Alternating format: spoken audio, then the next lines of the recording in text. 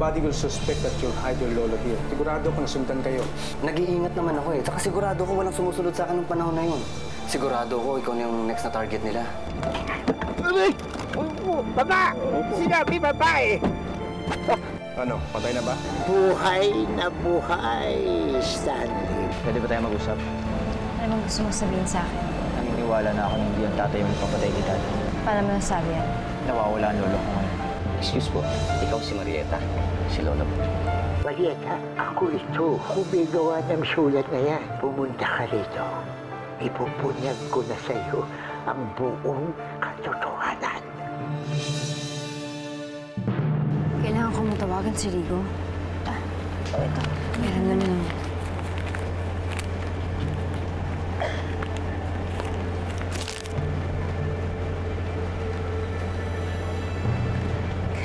Cannot be reached. Sige, sasama ako sa'yo. Sasama ako sa later. Samahan kita, Marge. Sita, we'll see you in my place mamaya. Sige, Marge. Dali mo na to. Sige. Ikaw na bahala kay nanay, ha? Sige, ako na magliligpit. Sige. Ingat kayo, ha? Sige. Ingat.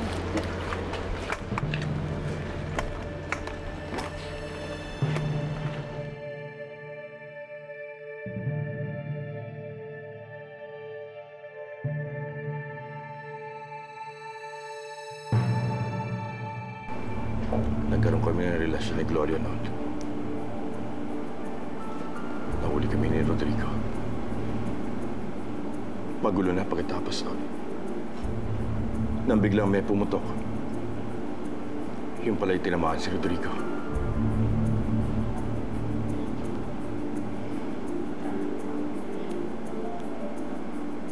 Paano ang tatay ko? Lahat ng tao, alam na siya ang pumatay sa amo niya. Tuloy po, pasok po kayo. Lolo, andito na po siya.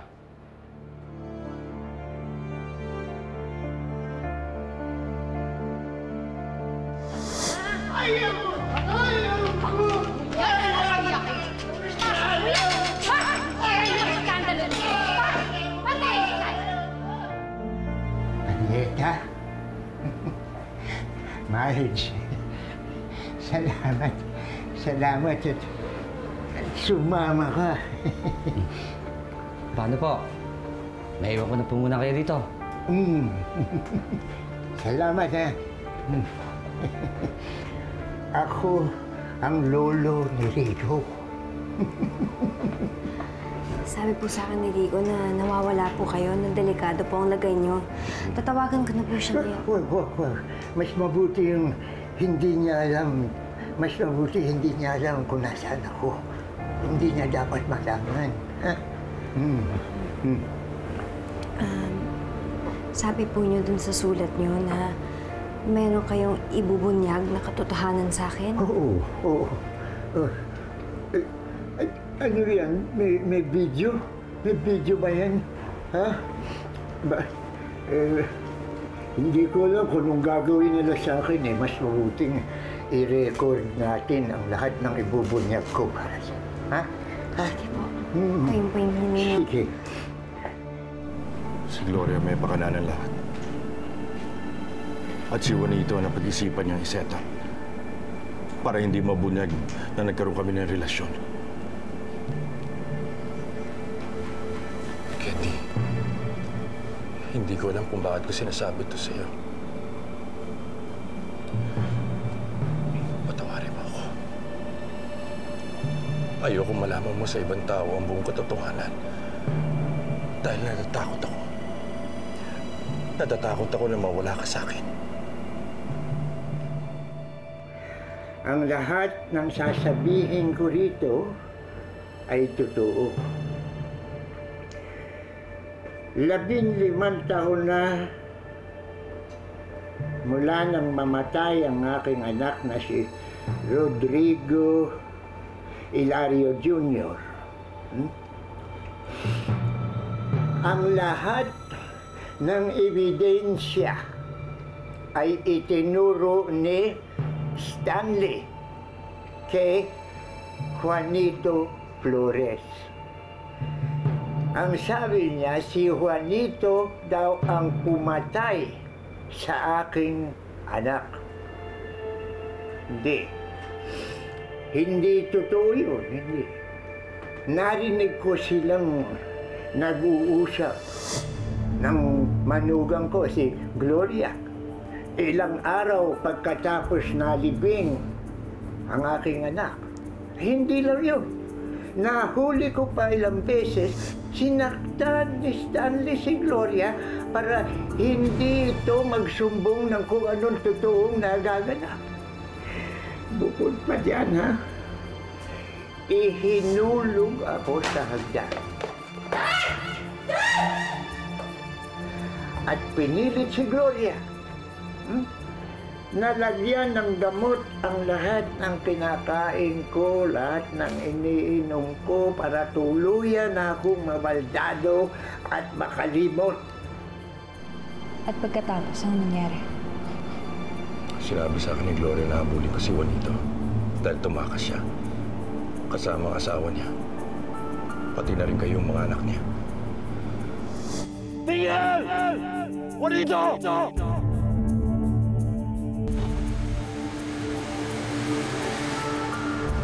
Hanggang sa nahulog sa bangin, kuminamanayaw niya sa sakyan para tumakas. Kaya hindi ang buong akala namin. Magkakasabay kayong namatay nun. Ang hindi namin inaakala ni Gloria na makikita namin si Marieta at magbibiro ang tadhana na makilala kita. Ngayon, parang isang masamang bangungot na binabalikan kami ng mga nakaraan. Malinaw sa isipan ko na si Stanley T. ang siyang bumaril at pumatay sa anak kong si Rodrigo Hilario Jr. Kasakot man dito yung manugang ko. Pero ang lahat ng ito'y katimonyohan lang ni Stanley para makuha ang kayamanang ipinamana sa kanya at kay Rodrigo III ng anak ko. Pinaibig pa niya si Gloria sa kanya para hindi magsumbong sa pulisya. Kaya di ko alam po lang sa ganito hahantong ang lahat. Sana nung paman, inamin ko na ang pagkakamali ko.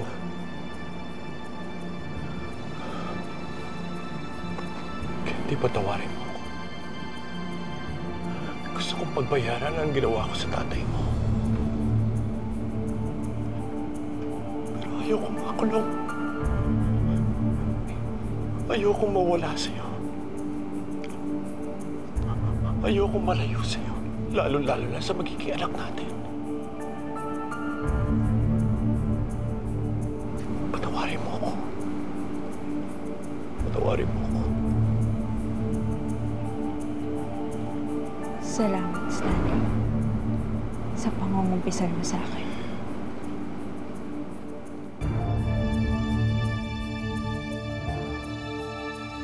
Inuulit ko, walang kinalaman si Juanito Flores sa pagkamatay ng aking anak. Wala.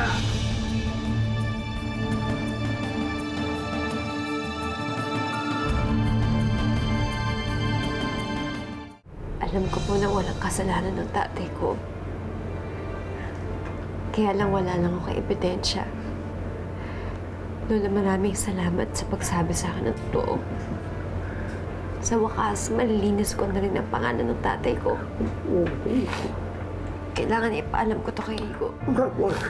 Pag nalaman ni Stanley na nag-usap kami ni Rigo, maiisip no na nasabi ko na lahat kay Rigo. Mapapahamak si Rigo. Eh, ayoko mapahamak yung apo ko. Yun lang ang matino ang isip doon sa bahay na yun. Naku, si Gloria, yan, si Stanley, lalo-lalo na yung Aurora, mga walang kwentang tao yan. Walang konsensya. Oh, kinakabahan nga ako kung anong masama binabalak nila sa yan kay Rigo. Oh. Huwag ninyong papaalam kahit kanina kung nasaan ako, ha? At iwan niyo muna ako dito. May tiwala ako dun sa driver at saka dun sa asawa niya, ha? Sigurado po ba kayo? Oo, alam kong ginagawa ko. Alam kong ginagawa ko. Sige na, baka matugtog pa kayo rito. Okay. Ha? Sige Lumakad po. na kayo, sige. Salamat po, Lolo. Oo, salamat din sa pagpunto mo, ha, anak, ha? Sige, ingat kayo. Candy, magsalita ka naman, please.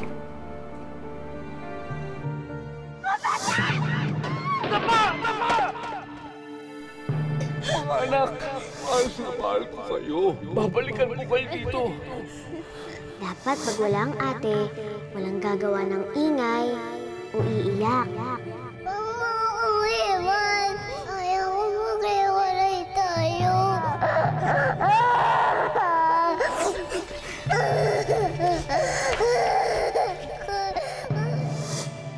Ang ate-ate mo, ha? Kanina pa kita binibigyan ng kusa, di ba? Ano ba ang kalusarin mo? Madre ka? Madre ka, ha? Papasok kita! Ano ginagawa mo? Tama na po. Makakaiyak ka ba? Kanina pa kita binibigyan ng kusa, ha?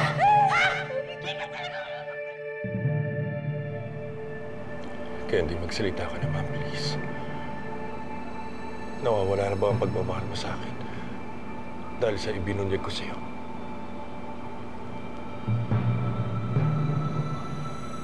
Sa lahat na nangyari sa pamilya ko. Sa lahat ng pinagdaanan ko.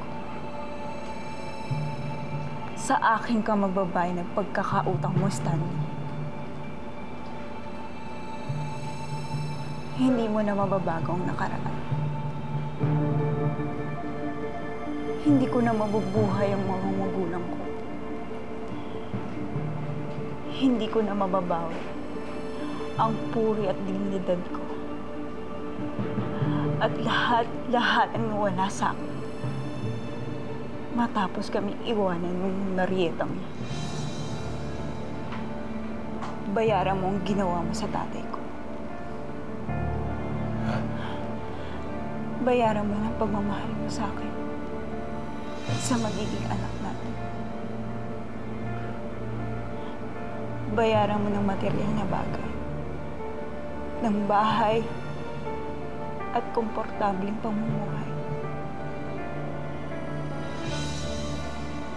Yun lang ang hinihiling ko sa'yo. Bakit ko pa babalikan ang impyernong alaala ng nakaraan? Eh ngayon nasa langit na ako. Sa piling mo, magiging loyal ako sa'yo. Habang tapat ka sa akin, magiging tapat din ako sa'yo.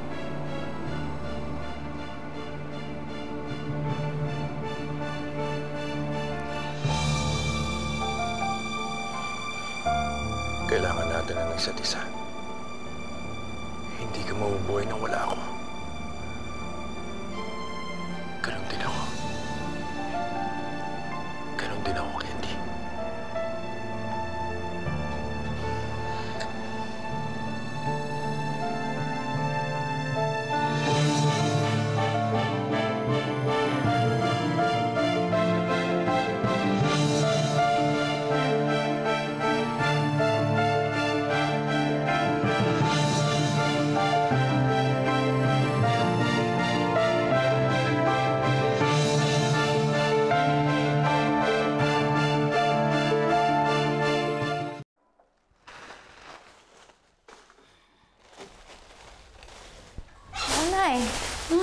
Saan na galing yan? Ay, nak! Kay Rigo to galing. Tapos may mga damit siyang dala para sa atin. Saan pala kayo nagpunta? Hanap ka niya. Meron lang kaming importanteng taong kinausap. Nak, marami ba kayong nakuhang damit dun sa bahay natin? Yung album natin, yung lumang album na iligtas mo ba? Na, nandun yung mga litrato mo nung inampun pa kita eh.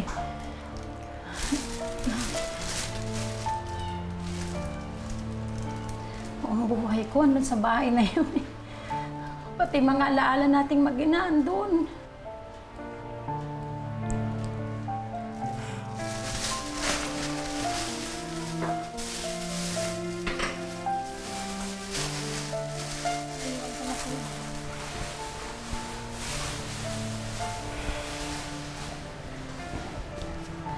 Nandito lahat ng ebidensya na kailangan natin. Mabuti nang nandun si Lolo. Tama siya, dapat sundin natin ang utos niya. Mas ligtas siya doon.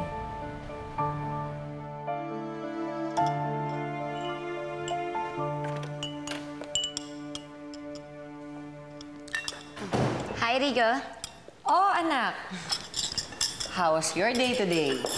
Fine.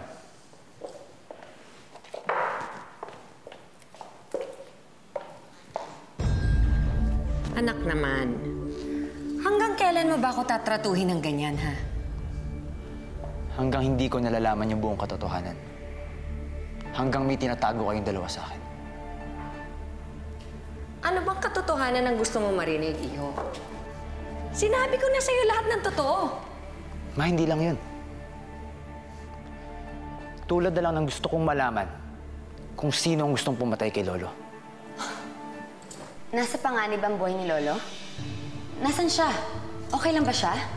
He's alright. Ang pinagtataka ko lang kung bakit parang hindi ka man lang concerned. Excuse me? Of course I'm concerned. I'm very concerned. Pero may magagawa ba ako? Alam ko ba kung nasaan ang lolo mo? Hindi ba ikaw ang nagtago sa lolo mo? Especially when I told you he needs to be well taken care of at ako dapat ang nag-aalaga sa kanya? Didn't I tell you, Rigo? Ma, kahit kailan di mo siya inalagaan. From now on, I'll take care of him. Para makasiguro ako na hindi na siya paiinumin ng gamot para mawala yung memorya niya. I want to make sure he gets back his memory. Para masabi niya na ang buong katotohanan once and for all. Excuse me. Are you accusing me, ha? Ma, I'm sorry. Pero meron kang motibo na patayin si Daddy noon. At si Lolo naman ngayon. Pero kung sa huli, inosente ka nga, hihingi ako sa'yo ng tawad habang buhay. But for now, kahit nanay pa kita, pagdududahan pa rin kita. Rigo, suspect din ba ako? Well, meron kang pinasunog na bahay, di ba? Specifically, bahay ni Marge. Hindi ko magagawa yun. Para na rin akong pumatay ng tao nun. I may be a bitch, but I'm not an arsonist. Rigo, hindi ko magagawa yan. Inosente ako. Yun ang akala niyo.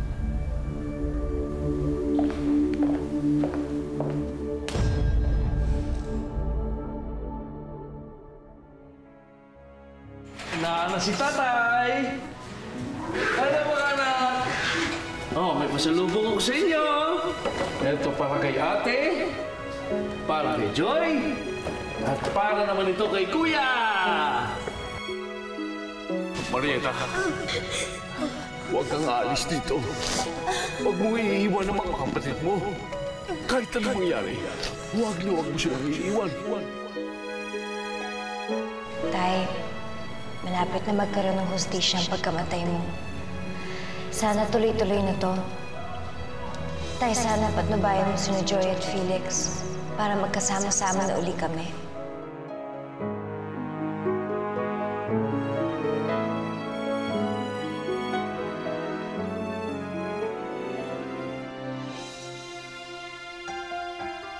Dad, ano ba itong sasabihin mo sa akin?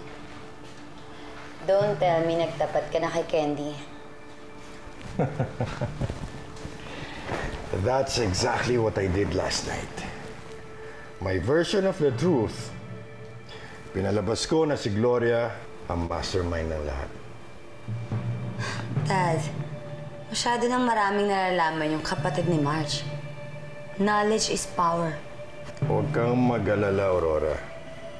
Mahina ang kukote ni Candy. Kung nakita mo lang sana ako last night. I was the best actor. Kilala ko siya, Aurora. Gusto niya ng diretsahan. I told her everything. But not exactly the truth. Hindi ko sinabi sa kanya na ako nakapatay sa tatay niya. I skipped the important parts. Nagpaawa lang ako. And she took the bait. Dad, hindi ka ba natatakot? Baka siya yung kabagsak mo. Hindi mangyayari yun. Dahil next week, makakasalan ko siya. Wait. Maging tapat lang ako sa kanya, magiging tapat din siya sa akin. Siya mismo nangako na ayaw na niyang balikan ang nakaraan. Ang gusto lang niya, isang magandang future para sa kanya at para sa magiging anak namin. That's it. Pero paano kung malaman niya na nagsinungaling ka?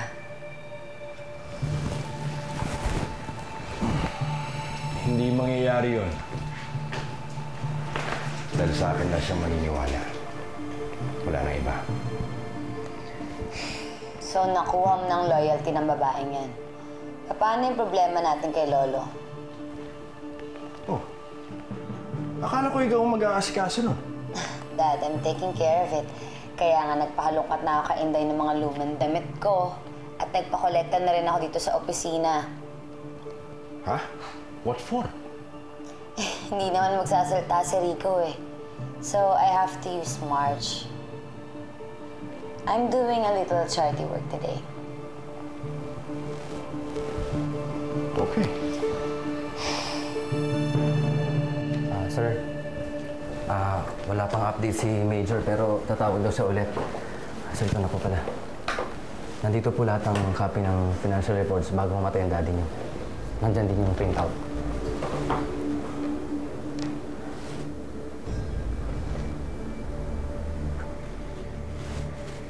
Good job, Jay. Teka, wala ka bang nakita mga irregularities? Sir, madami. Maraming perang nawala na wala na lang. Maraming expenses ang hindi nakadeclare. Ang ibig sabihin, may nanakaw sa amin. Nalaman mo ba kung sino? Sir, hindi nga eh. Pero kung sino man yun, powerful enough para madaya yung financial reports. Nakaka-withdraw siya with or without the permission of Tita Gloria. Sir, ayokong mamintang ha. Pero kung hindi si Sir Ted yung gagawa nun, malamang si Ninong Stanley kasi silang dalawa lang ni Tita Gloria ang may signatory sa check-in ng Eagle Airways.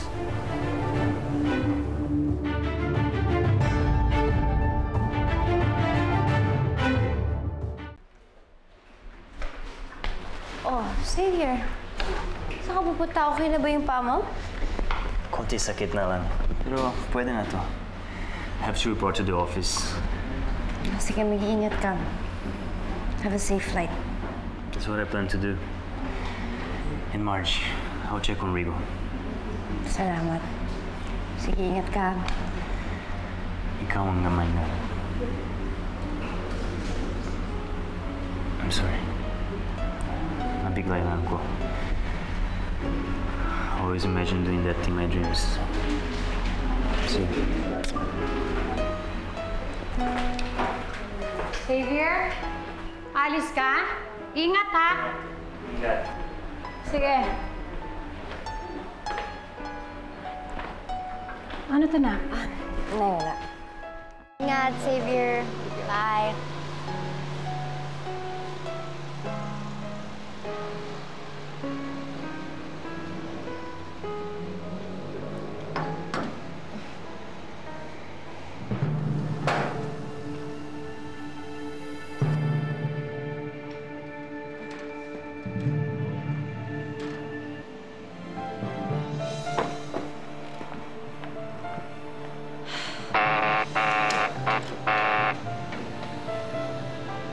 Anong ginagawa mo dito?